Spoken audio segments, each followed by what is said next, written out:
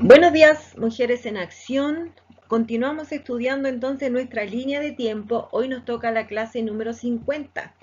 Hablaremos en este día sobre el profeta Nahum, el profeta Sofonías, el rey Manasés, Amón y Josías. Vamos a hablar de dos profetas y tres reyes de Judá.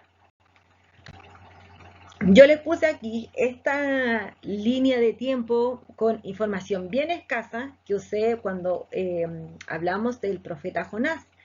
Ya, yo les puse aquí esta línea de tiempo donde está el 2000, Abraham, Isaac, Jacob, ya, y todo eso, para que nos fuéramos situando más o menos la historia. En el 1500 a.C. está Moisés, en el 1000 el rey David. Después en el 500 está el retorno y en el 0 el Mesías. ¿Ya? Y entre medio aquí del 1000 y del 500, nosotros ya empezamos a desglosar un poquitito más esto. Tenemos el 800, el 700, el 600 y ahí pusimos unas rayitas para arriba en donde nos vamos a encontrar con eh, el profeta Jonás, ¿cierto? Que él estuvo ejerciendo su ministerio profético en el tiempo del rey Jeroboam II, este rey muy malo, ¿cierto? Que estaba en el reinado del norte, el cual nosotros ya terminamos, ¿cierto? Como de estudiar, entre comillas, porque de una otra forma siempre lo vamos nombrando, pero aquí Jonás estuvo él ejerciendo su ministerio entre el 760, 750 aproximadamente ante Cristo, por eso lo puse ahí, ¿cierto? Nosotros ya hablamos de Jonás. Después nosotros nos encontramos aquí en el 720 y tanto aproximadamente el exilio de Israel, cuando pusimos fin y dijimos ya esta es la última clase del reino del norte. Y después, ahora vamos a estudiar sobre el profeta Nahum y Sofonías, quienes ellos ejercieron su ministerio entre el 640 al 620 aproximadamente antes de Cristo. Ya, ¿por qué yo volví aquí a poner a Jonás como en esta línea de tiempo? Una, para que eh, se pudieran como situar en la historia, y otra, porque Dios ocupa tanto a Jonás como a Nahum para entregarle un mensaje a Nínive, ¿ya? Pero el mensaje que el Señor le entregó a Nínive a través de Jonás fue un mensaje de misericordia. ¿Se acuerdan que Jonás le fue a llevar un mensaje a Nínive que no quería en un principio, que se dio la vuelta larga, pero él después le entregó un mensaje a Nínive donde Nínive se arrepintió y el Señor entonces no llevó juicio sobre esa nación en ese tiempo. Pero luego el Señor le entrega un mensaje a Nahum después de 150 años aproximadamente de diferencia entre uno y el otro, pero este mensaje que le entrega a Nahum para Nínive es un mensaje de juicio. Aquí ya no hay vuelta atrás, no hay pero que valga, ¿ya? Por eso aquí les puse de nuevo a Jonás, para que más o menos ustedes se acordaran y se situaran en la historia. Jonás, entonces él estuvo ministrando la profecía en el reinado de Jeroboam II, Nahum en el reinado de Manasés y de Josías, y Sofonías en el reinado de el rey Josías. Ya, nos vamos de lleno entonces a hablar sobre Nahum. Nahum, en el significado del nombre de este profeta, se llama lleno de consolación. Ya cuando uno comienza a leer este libro, que es un libro muy corto, tiene solamente 3 capítulos y los capítulos son cortos, se piensa que como entre 9 a 10 minutos más o menos uno lee este libro, porque realmente es cortito. Cuando comienza dice que en el 1, versículo 1, que Nahum era de Elcos, ¿ya? Los estudiosos bíblicos no saben exactamente dónde está Elcos. Hay diferentes teorías, uno de que está en el reino del norte, otro que está en el reino del sur, otro que está en Irak, ya por un término que hay ahí de un lugar más o menos parecido, pero la teoría ya de algunos por cuales se inclinan más es que Elcos está ubicado en lo que vendría siendo Capernaum en el reino del sur, ya porque Capernaum significa aldea de Nahum. Entonces a algunos les parece que es como el lugar como más apropiado, perdón, para decir que Elcos está situado en ese lugar, ¿ya? Nahum en realidad entrega muy poca información de él mismo, como que dice que él tiene una visión, que está escribiendo este libro y que es de Elcos, y se va de lleno a lo que es la visión, a lo que es la profecía. Ya, el versículo clave de este libro es el último versículo del capítulo 3, del último capítulo, que dice que no hay medicina para tu quebradura, tu herida es incurable, todos los que oigan tu fama batirán las manos sobre ti, porque ¿sobre quién no pasó continuamente tu maldad? Luego, Nahum, él escribe este libro entre el 640 al 620 a.C. aproximadamente. ¿Ya? ¿Por qué se piensa que fue en este lapsus de tiempo donde él escribe y ejerce su ministerio? Es porque él se refiere a la caída de Tebas, que nosotros lo vamos a hablar más adelante, y la ciudad de Tebas era una ciudad de Egipto, y esta ciudad cae en el 663 a.C., ¿ya? Y también se habla sobre la caída de Nínive, que eso pasa después más adelante, porque él hace referencia a esto, pero pasa en el 602 a.C. Entonces, por eso que Nahum, como escribe entre ambas como fechas importantes, se piensa que eh, su ministerio lo ejerció entre el 640 y el 620 a.C. aproximadamente. ¿Ya?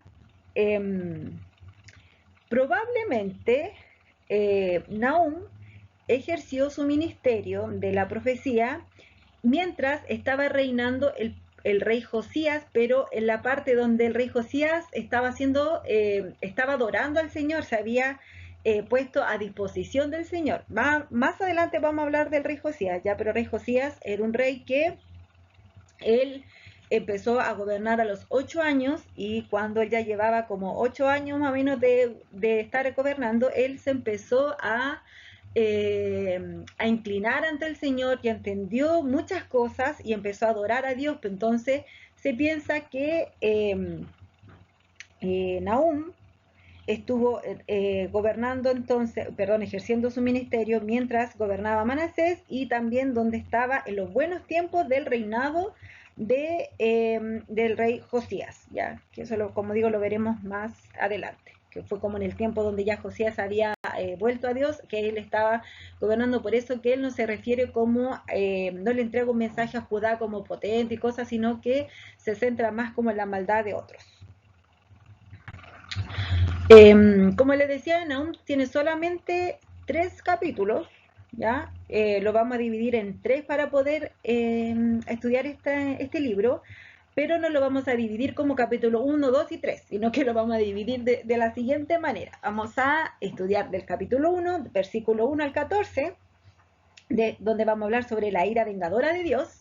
Luego del capítulo 1, versículo 15 al capítulo 2, verso 12, sobre el anuncio de la caída de Nínive. Y del capítulo 2, 13 al 3, 19, sobre la destrucción total de Nínive. Ya, hoy nos vamos a la primera parte entonces. Como les decía, esta primera parte, Nahum se refiere sobre la ira vengadora de Dios.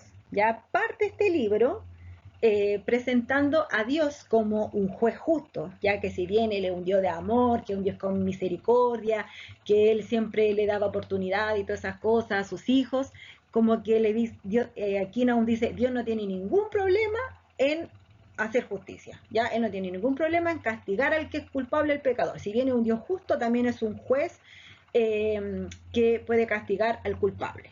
Entonces aquí Nahum empieza a relacionar el poder de Dios con la fuerza de la naturaleza, y empieza a decir que Dios marcha sobre el torbellino, que él amenaza el mar y agota los ríos, que la tierra se conmueve a su presencia, y el mundo y todos los que en él habitan, y empieza así como a hacer una referencia así como la naturaleza y las cosas en relación al poder de Dios y a lo que él puede hacer.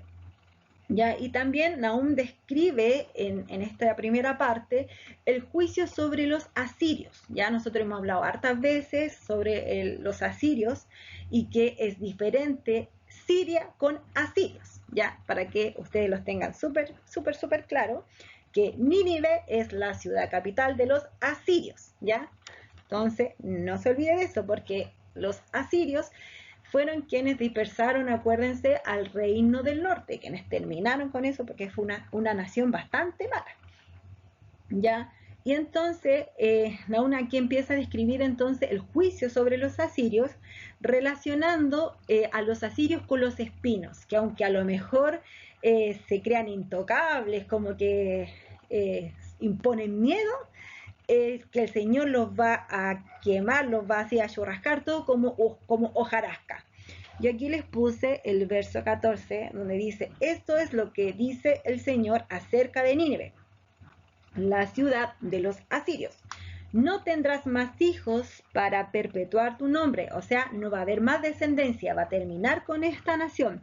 Destruiré todos los ídolos en los templos de tus dioses. Estoy preparando una tumba para ti porque eres despreciable. Así que aquí estaba el Señor, pero enojado contra Nínive, enojado contra estos asirios, y estaba diciendo, aquí yo voy a terminar con usted y los voy a destruir como quien destruye una hojarasca.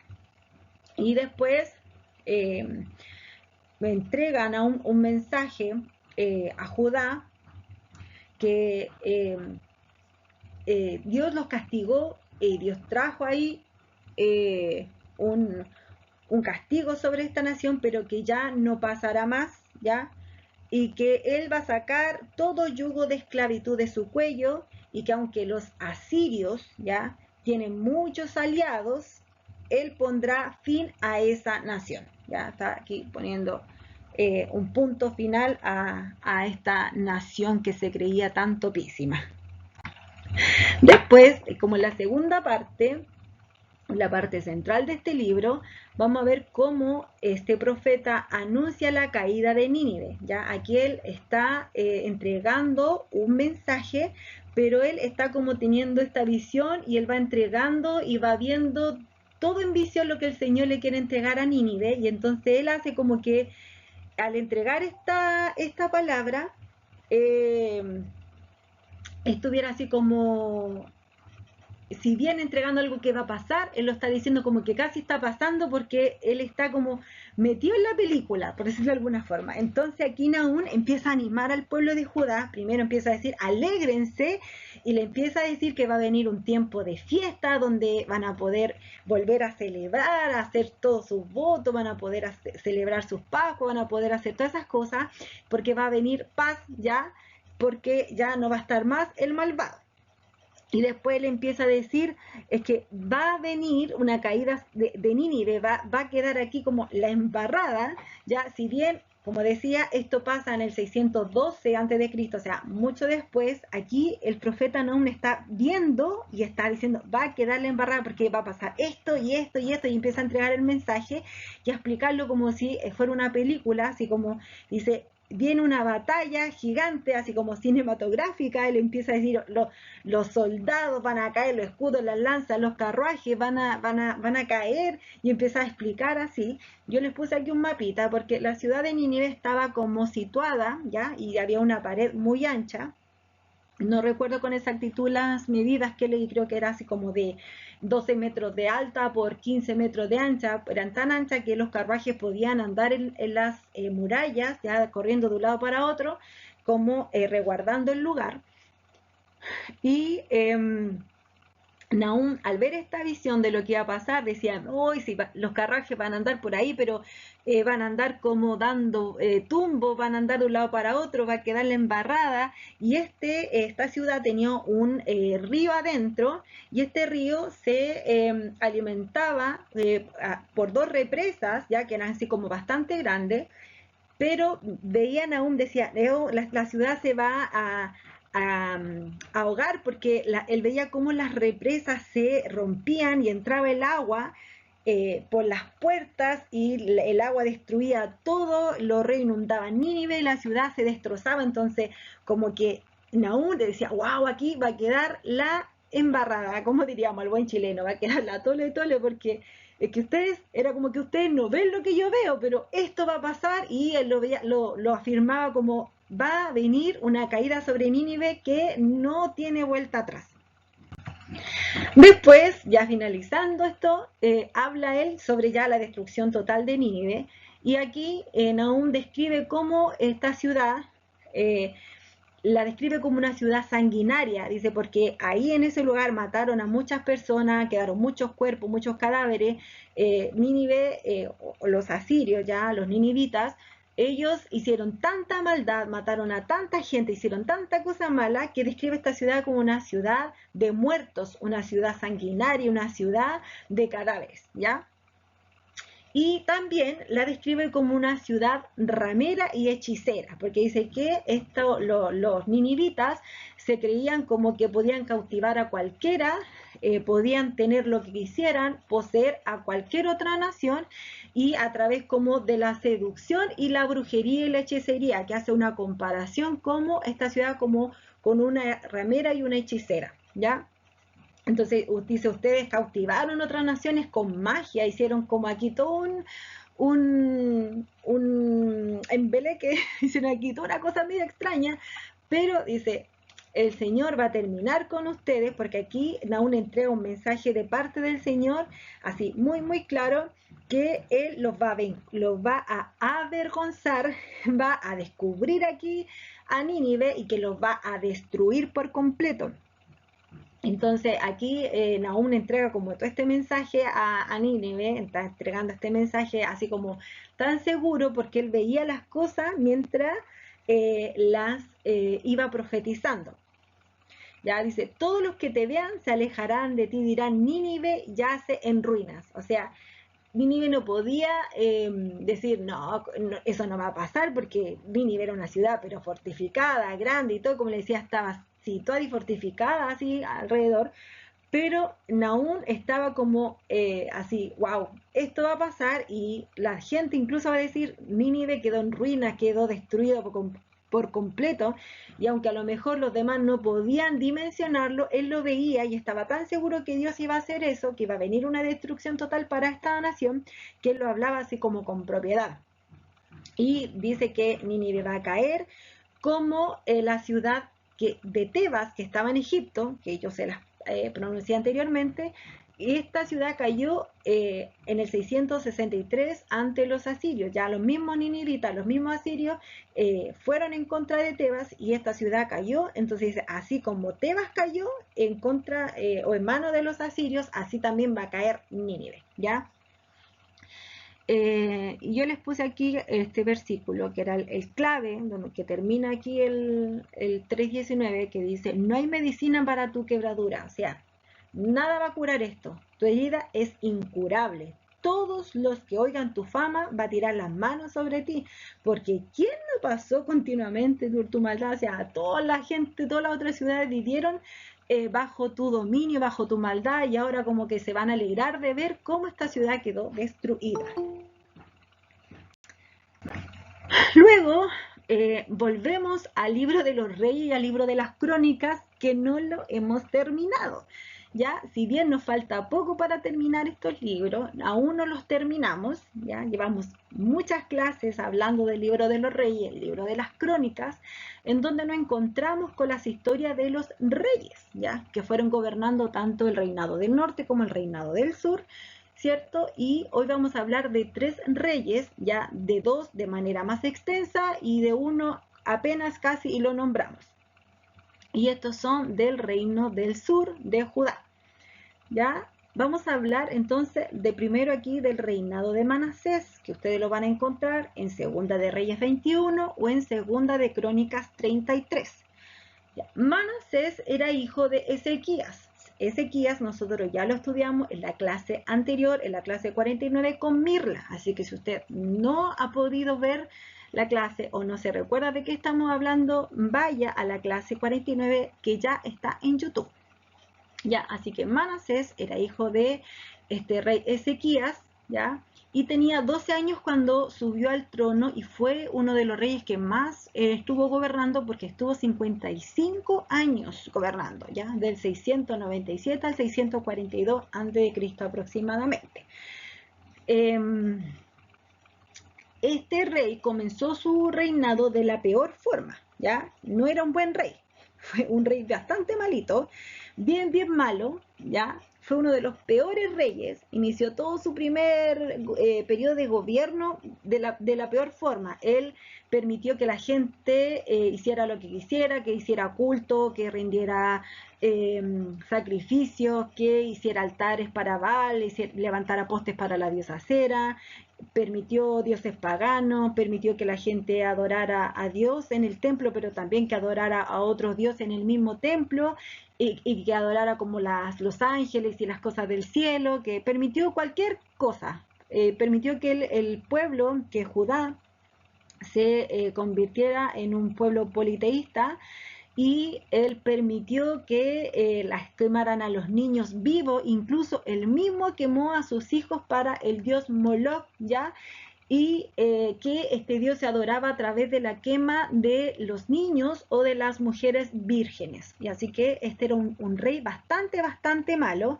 Él imitó los pecados de los cananeos y de los israelitas del norte. Recuerden que nosotros veníamos estudiando que los peores reyes estaban en el reinado del norte, pero Judá tenía reyes buenos, reyes más o menos, pero este rey fue el peor rey que tuvo el reino del sur. ¿Ya? Así que este rey se las traía, ya era bien malo, ¿ya? Este rey también adoró a Satanás, si bien la palabra así como que no es tan específica en esto, ya hay unos libros apócrifos o libros como que no están en la Biblia, pero son libros históricos donde dicen que este rey permitió que se adorara a Satanás y a los demonios, permitió el ocultismo, la magia, la hechicería, la adivinación, la fornicación, la magia negra, blanca, las cartas, el tarot, no sé, lo que se le ocurra, este rey lo permitió. ¿Ya? Y Dios mandó profetas a poder confrontar a este rey Manasés, que era tan malo, ¿ya? En esta parte, cuando ustedes lo lean en la Biblia, tampoco va a estar como los nombres de los profetas como tal, ¿ya?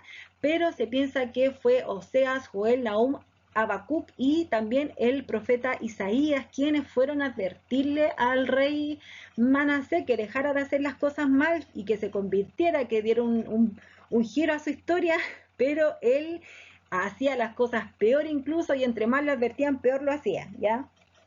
Entonces, incluso, también se piensa que por libros apócrifos, libros históricos, y por un versículo incluso que aparece en nuestra propia Biblia, es que se piensa que este rey fue el que persiguió y mandó a matar al profeta Isaías, ¿ya? Yo aquí les puse esta imagen del profeta Isaías donde fue aserrado, ¿ya?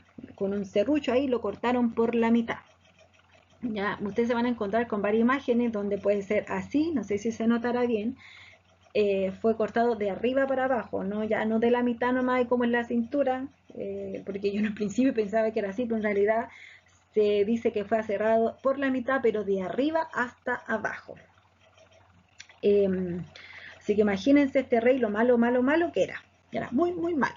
¿Ya? En la Biblia, entonces, en Hebreos 11, 36, 37 dice que algunos fueron azotados, fueron heridos, fueron, no sé, hay un montón de cosas, y ahí hay alusión a este hecho donde dice que algunos también fueron aserrados, refiriéndose al profeta Isaías. Ya, como les decía, libros apócrifos respaldan entonces esta teoría de la muerte de Isaías. Aquí les puse yo, dice, otros experimentaron vituperios y azotes, y más de esto, prisiones y cárceles, fueron apedreados, aserrados, puestos a prueba, muertos a filo de espada. Ya, ahí está. El historiador Flavio Josefo, ya que este es un historiador religioso, como secular y religioso, porque él se enfocó a tratar de ir descubriendo si las cosas bíblicas eran reales. Entonces este historiador Josefo, Flavio Josefo, él habla sobre este rey Manasés, y él dice y respalda que su desprecio por Dios llegó a ser de tal forma, de tal extremo, que condenó a los más virtuosos de los hebreos a una muerte cruel, ¿ya? Y aquí él también respalda entonces esta teoría del profeta Isaías. Dice, todos los días había degüellos de tal manera que la sangre corría por Jerusalén. O sea, aquí este mismo historiador habla de lo malo que era este rey Manasés y de que todos los días corría sangre en esa ciudad, ¿cierto? Que es la ciudad de David, la ciudad del Señor, la ciudad de Jerusalén, donde nosotros hemos estudiado cosas muy bonitas que fueron pasando ahí, donde estaba el templo, todas esas cosas, y ahora se había convertido en una ciudad cubierta de sangre. Entonces aquí les puse yo el versículo 16. Fuera de esto, derramó Manasés mucha sangre inocente en gran manera, hasta llegar a Jerusalén de extremo a extremo, además de su pecado con que hizo pecar a Judá, para que hiciese lo malo ante los ojos de Jehová. Segunda de Reyes 21:16. Recuerden que estamos en Segunda de Reyes 21 y en Segunda de Crónicas 33. Ya, esta historia ustedes se la van a encontrar en ambos libros. Pero aquí ustedes, después que yo le hablé muchas cosas malas de Manasés, ustedes van a ver que el Señor le habló a Manasés, ¿ya? Y a su pueblo, y no lo escucharon. Y vino un juicio de parte del Señor, ¿ya? Y trajo a los asirios y a sus generales a aprisionar a Manasés y lo encadenaron y le pusieron grillete incluso hasta ahí en la nariz y se lo llevaron cautivo a Babilonia. Y estando Manasés ahí en prisión, él se arrepintió y oró al Señor y le pidió misericordia y empezó a orar y humillarse ante el Señor. Y el Señor escuchó a Manasés y respondió su clamor y provocó un milagro de que Manasés, bueno, primero el milagro que Dios lo perdonó, segundo que fuera liberado y que fuera restituido en su lugar como rey en Judá. Así que él volvió a subir al trono en Judá, donde él, arrepentido ya haberse vuelto a Dios, él sacó todo lo pagano, ya todo lo pagano, restauró el altar de Jehová, y Manasés consagró el templo y guió al pueblo a hacer lo bueno, ya, o sea, todo lo malo que había hecho Manasés en todo el primer periodo eh, de su reinado. Cuando fue atrapado ahí en Babilonia, él se humilló y todo, y el Señor lo restituyó y lo llevó de nuevo a sentarse en el trono, y él hizo que todas las cosas fueran diferentes, y él al morir fue enterrado en la ciudad, ahí donde estaba, en la ciudad de David, donde estaban sus antepasados, y quien lo sucedió en el trono fue su hijo Amón, ¿ya? Por eso le dije, vamos a hablar de Amón. De Manasés hablamos un poquito más extenso, pero de Amón vamos a hablar nada. Ya, el rey Amón es, ustedes se van a encontrar tanto en el libro de las crónicas como en el libro de Reyes con un par de versículos, ya solamente con 7 capítulos, 6-7 capítulos de la vida de el rey Amón, ya. Este rey gobernó en Jerusalén apenas 2 años, ya tenía 22 años cuando él subió al trono, y solo estuvo 2 años entre el 642 y el 640 antes de Cristo. Este rey, hijo de Manasés, hizo todo lo malo ante los ojos del Señor, igual que su papá en su primer periodo, y él volvió todo lo que su padre en su último periodo había sacado, él lo trajo de vuelta a la ciudad de Judá y ofreció sacrificio a los ídolos. Volvió a traer los postes de acera, volvió a adorar a Baal y volvió a hacer todo lo malo, ¿ya?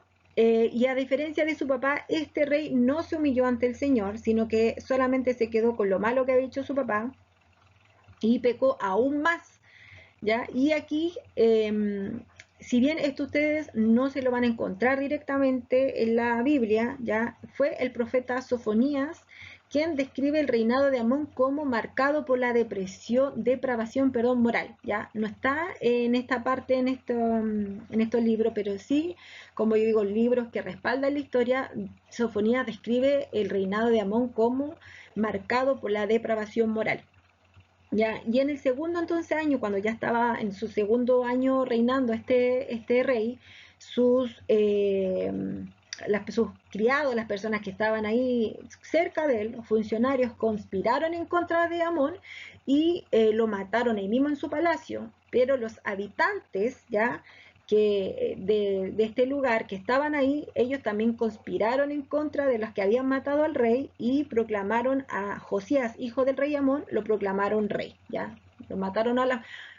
Los habitantes mataron a los que mataron al rey. ¿Ya? Y proclamaron al hijo de Amón rey, y este hijo era pequeño, tenía solamente 8 años. Así que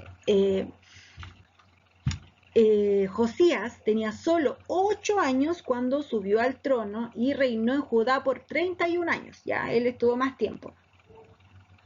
El reinado de Josías ustedes lo van a encontrar en Segunda de Reyes 22 y en Segunda de Crónicas 34, ¿ya? Y aquí vamos a ocupar algunos versículos más, capítulos más, donde vamos a hablar del reinado de Josías y las cosas buenas que hizo este rey. Este rey, pequeñito y todo, fue un buen rey, ¿ya? Fue un buen rey, fue el mejor rey que tuvo Judá, fue un muy, muy buen rey. Yo lo estuve leyendo y lo encontré hasta medio tierno, donde lo veía tan pequeño ahí con la foto. ¿Ya? Josías entonces nació en el 648 aproximadamente antes de Cristo, y como le dije, solo tenía 8 años ya cuando subió al trono. Él era muy pequeño y él era contemporáneo del profeta Jeremías, ¿ya? Y se cree que ellos eran grandes amigos. Si bien en el libro de Sofonías nosotros vamos a ver cómo Sofonías y Nahum, ellos estuvieron como ejerciendo su ministerio en este periodo de este rey, este libro, ya, o esta parte de la historia del reinado de Josías, no nombra a los otros profetas, tanto Sofonías como Nahum, pero sí nombra a este profeta Jeremías, ya, nombra al profeta Jeremías, quien era amigo con Josías. Entonces Josías, él hizo lo que era agradable al Señor. Él, cuando comenzó su reinado, como era pequeño, habían cosas que él no entendía, pero sí, a medida que fue pasando el tiempo, él siguió el ejemplo de su tatarabuelo, el rey David. Él quiso hacer las cosas según lo había hecho David. Él quería hacer las cosas bien, gobernar bien. Aunque él era pequeño, él quería hacer las cosas bien, ¿ya? Así que él mandó a quemar nuevamente los postes de acera, los altares de Baal, mandó a sacar todo lo que estaba de más, mandó a que la gente se ordenara. Él quería que todo se hiciera de manera muy correcta. Entonces, cuando él ya llevaba gobernando como 18 años gobernando, él dijo: ya, a ver, aquí yo voy a hacer que se repare el templo nuevamente, y hizo que toda la ofrenda y que todas las cosas que iban al templo se le entregaran a los constructores y a todo eso, para que el templo se pudiera restaurar, se pudiera levantar, se pudiera arreglar. Y quien quedó a cargo de los arreglos, si bien fueron personas que estaban arreglando todo esto, quien quedó a cargo como de los trabajadores fue el sacerdote Hilcías, quien fue padre del profeta Jeremías, ¿ya? Y restaurando el templo encontraron una copia del libro de la ley, ¿ya? Y este libro se le entregó a Safán, quien trabajaba directamente con el rey, y Safán fue y le dijo: mire, rey, encontraron este libro, ordenando y restaurando el templo, encontraron una copia del libro de la ley. Así que él empezó a leerle este libro al rey Josías, y cuando Josías empezó a escuchar todo lo que estaba escrito en el libro, él se dio cuenta que estaban haciendo las cosas de manera errada, que el pueblo había hecho todo errado, que las cosas habían hecho las cosas mal, habían adorado a dioses que no tenían que hacer. Entonces él se rasgó sus vestidos y no podía creer lo malo que habían estado actuando, y le dijo: vayan al templo y consulten al Señor por mí y por todo el remanente de Israel y de Judá. Pregunten acerca de las palabras escritas en el rollo que se encontró, pues el gran enojo del Señor ha sido derramado sobre nosotros, porque nuestros antepasados no obedecieron la palabra del Señor. No hemos estado haciendo todo lo que este rollo dice que debemos hacer. Entonces él estaba preocupado porque no estaban haciendo las cosas de una manera correcta. Así que mandó a preguntar a los profetas, a algún profeta, de que le pudieran preguntar al Señor qué hacer en base a lo que ellos venían haciendo, y ahora habían encontrado este rollo, y dijo: no, nosotros estamos actuando mal, vayan y pregunten qué hacemos. Entonces el sacerdote Hilcías, quien era el papá del profeta Jeremías, y otros hombres más se fueron hasta aquí una profeta Hulda, ¿ya? Así que cuando de repente digan: no, es que los profetas no existían y no sé qué, Ya, aquí mismo nos vamos a encontrar con una profeta mujer en el Antiguo Testamento, en el libro entonces de Segunda de Reyes y de Segunda de Crónicas, en la vida de Josías, ya, que fueron a preguntarle a la profeta Hulda, ya, sobre lo que había pasado, de que el rey había escuchado todo lo que decía este libro de la ley y quería saber qué iba a pasar con Judá. Entonces Hulda le dio el mensaje del Señor que decía que Jehová traerá juicio sobre Judá y su enojo será derramado sobre el lugar y no se apagará, ¿ya? Entonces como que venía una palabra súper fuerte sobre Judá, ya que iba a venir el enojo, la ira del Señor y que iba a quedar la embarrada nuevamente, perdón, y que hiciera lo que hicieran, como que el juicio del Señor iba a venir igual. Pero, aquí hay un gran pero, y los peros de Dios son maravillosos, porque dice, pero, ya, cuando también yo he escuchado que muchos dicen, no, es que el Señor no se arrepiente, cuando Él dice una palabra no se arrepiente, y la gente haga lo que haga, si ayuna o si ora, como que no vale de nada, porque si Dios lo estableció, lo va a hacer igual. Pero nosotros hemos visto inmensamente, mientras vamos estudiando, cómo los peros de Dios están, ya, si bien este mensaje era para Judá, que iba a pasar eso, en ese tiempo el Señor le dice, como yo vi que Josías, él rasgó sus vestiduras, se humilló porque se dio cuenta que estaban el pueblo haciendo algo mal, yo voy a traer un juicio, pero no sobre el rey mientras Josías esté reinando. Judá va a estar bien, va a estar tranquilo. Una vez que ya Josías muera, va a venir entonces esta palabra de juicio sobre Judá. ¿Ya? Así que ahí fueron y le llevaron entonces la respuesta al rey. Y el rey, ¿qué hizo? Convocó a todos los ancianos de la ciudad, a los levitas, a los sacerdotes, a los líderes, a la gente súper importante, a los no tan importantes, a los nada de importantes, o sea, a todos los convocó y les leyó el libro de la ley, y él juró obedecer y servir a Dios para siempre, y le pidió a todos los demás que hicieran esa promesa o una promesa similar a la que él estaba haciendo, porque él no quería que Dios fuera a arrepentirse y a derramar el juicio antes, ya, o que fuera a derramar un juicio peor, porque él quería hacer las cosas bien ante el Señor, sobre todo ahora que había encontrado ese libro de la ley, y quería hacer las cosas como lo había hecho su antepasado rey David, quien había sido un hombre agradable al corazón del Señor. Así que Josías hizo muchas reformas, se le conoce de hecho como el rey de las reformas, y él hizo muchas reformas para Judá, quemó a los ídolos y fuera de la ciudad para que la ciudad no se fuera a contaminar, volvió a establecer la celebración de la Pascua, volvió a que todas las cosas volvieran como a su lugar, sacó los brujos y los hechiceros de Judá, ejerció su ministerio conforme al corazón de Dios, conforme al reinado que había tenido su antepasado David.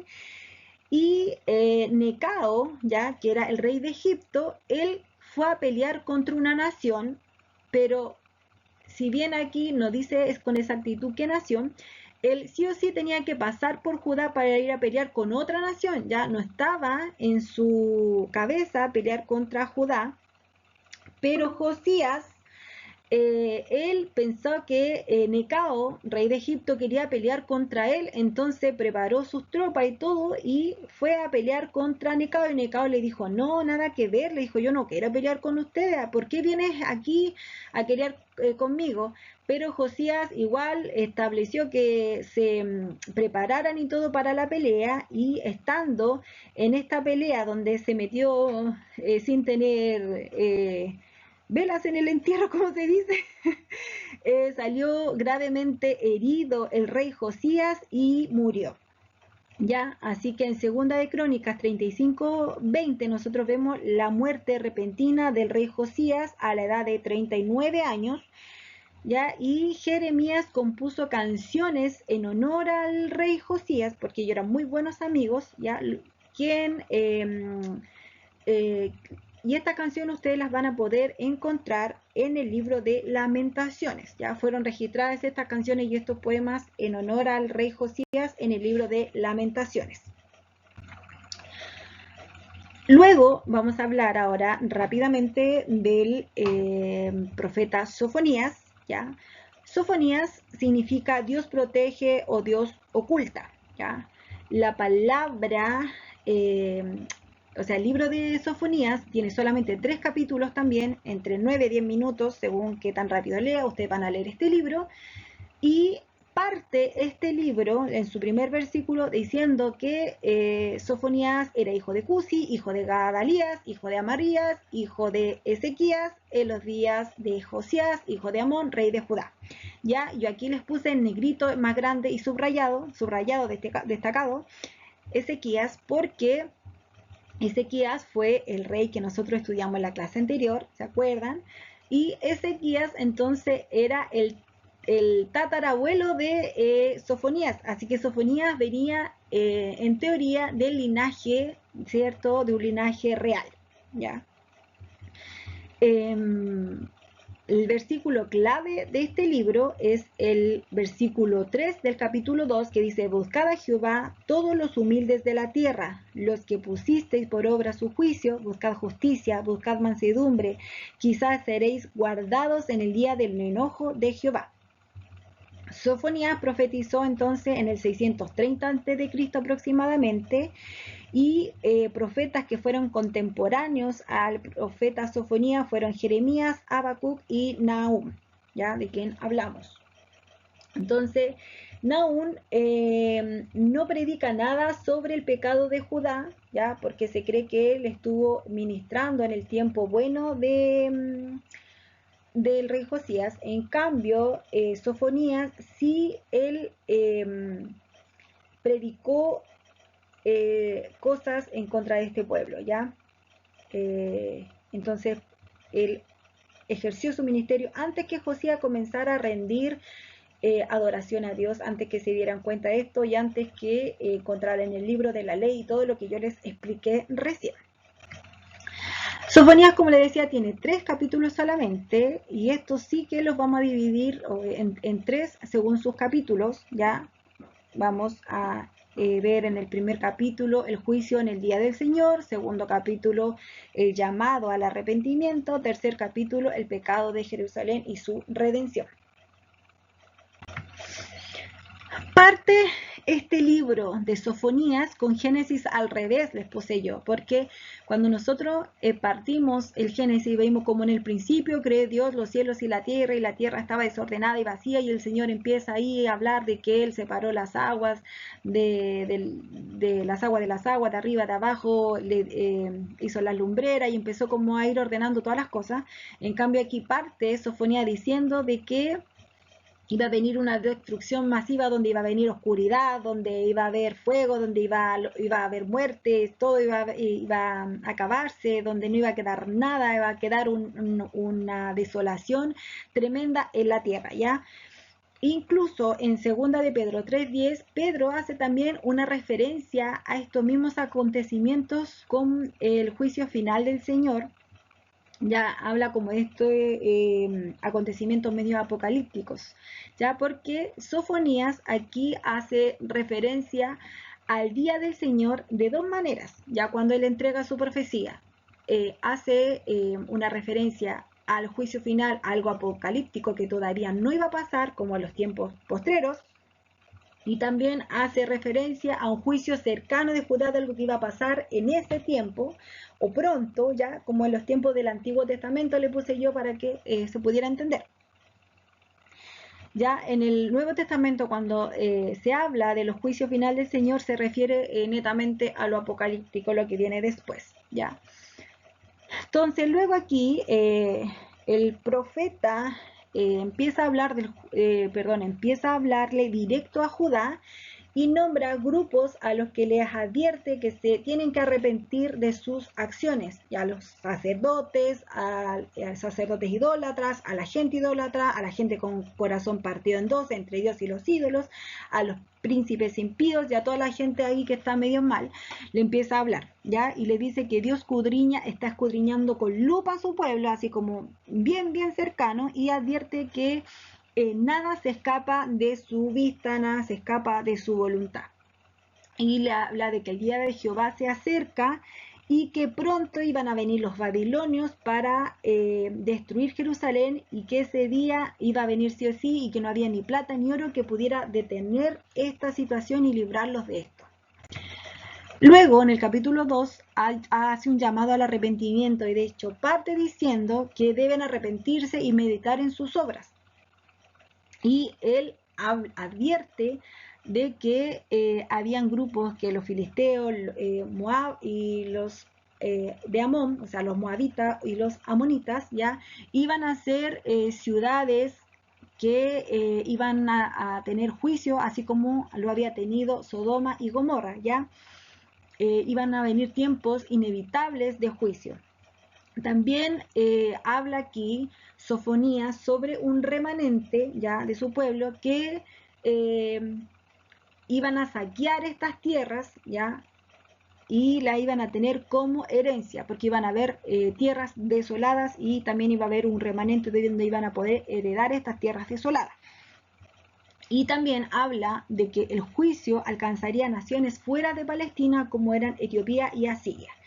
Ya, pensar que Nínive iba a quedar desolada, vacía, sin nada, es como pensar que de un día a otro Santiago de Chile iba a quedar vacío, o Nueva York, que es una ciudad muy grande, muy conocida en las películas y todas esas cosas, Buenos Aires, que también es una ciudad muy, muy grande, de un día para otro iba a quedar completamente vacía, algo que es inimaginable y casi imposible, pero obviamente para Dios no hay nada imposible, ¿cierto?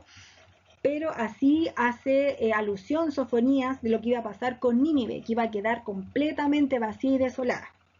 Dice, esta es la ruidosa ciudad que un día fue tan segura. Dice, yo soy la más grande, decían los ninivitas. Se jactaba así de ser los mejores. Y no hay otra ciudad que se compare conmigo, decían los de Nínive. Sin embargo, ahora miren la ruina en la que se convirtió.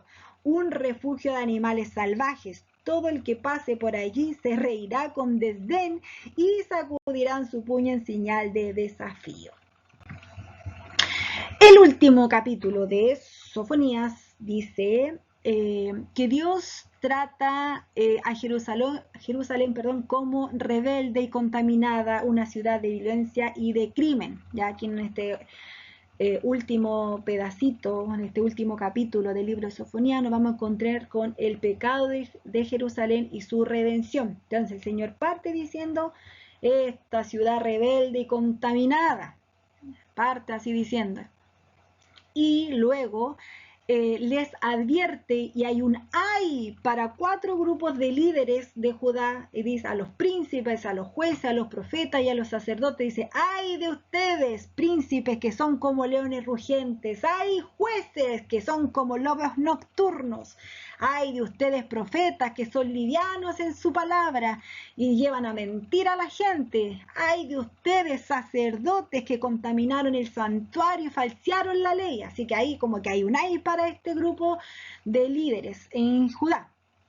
Y así que el Señor se declara justo en medio de Judá y les dice que pensó que aprendería la lección con todo lo que habían sufrido las ciudades vecinas, pero como no aprendieron la lección y así todos fueron rebeldes, va a venir un juicio sobre toda la tierra.